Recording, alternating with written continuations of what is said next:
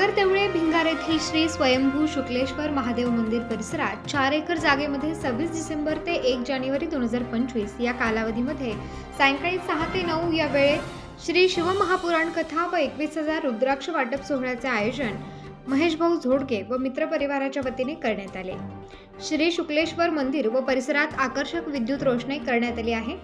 प्रवेशद्वारावर महानंदीची मूर्ती तर स्टेजवर 40 फुटी शंकर महादेवाची भव्य मूर्ती आहे। हे मुख्य आकर्षण ठरले आहे। आलेल्या भाविकांना चंदनाचा टिळा गंध लावण्यात येतो।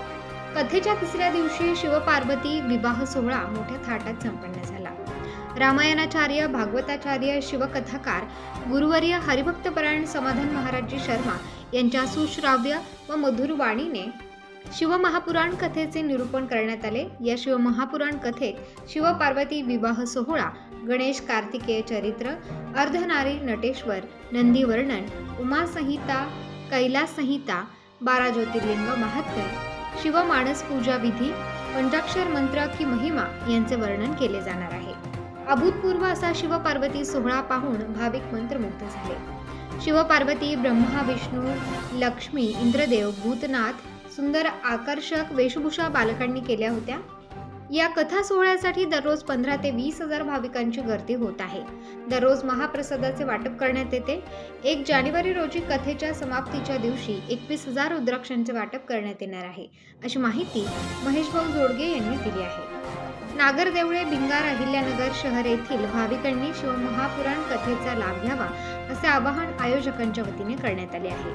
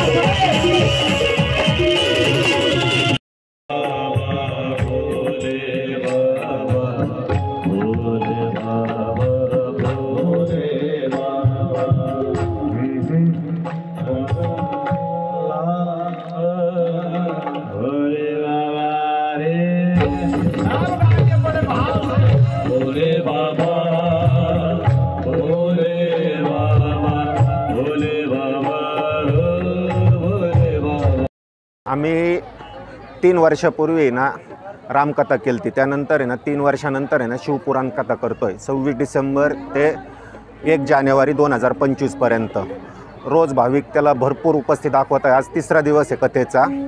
रोज 15 ते 20,000 भाविक असतात। रोज अन्नदान सर्व गोष्टी ना इथं चालतात। समाधान महाराज शर्मा यांची कथा आहे आणि 1 जानेवारीला 21,000 रुद्राक्षांचं वाटप आहे। सर्व नागर देवळे भिंगार आपल्या पंचक्रोशीवर अहिल्यानगर येथे सर्व भावी भक्तांनी घ्यावा, मी एवढी नम्र विनंती करतो। कथेचा 3रा दिवस असून आज शंकर व पार्वतीचा शुभ वाढून कमीत कमी 4 एकरचा परिसर पूर्ण केला आहे।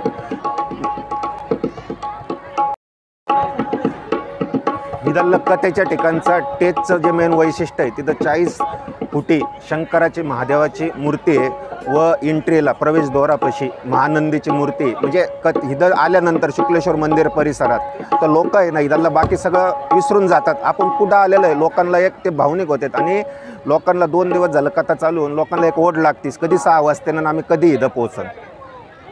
उत्तर महाराष्ट्र न्यूज नेटवर्कसाठी अमोल भांबरकर, नगर.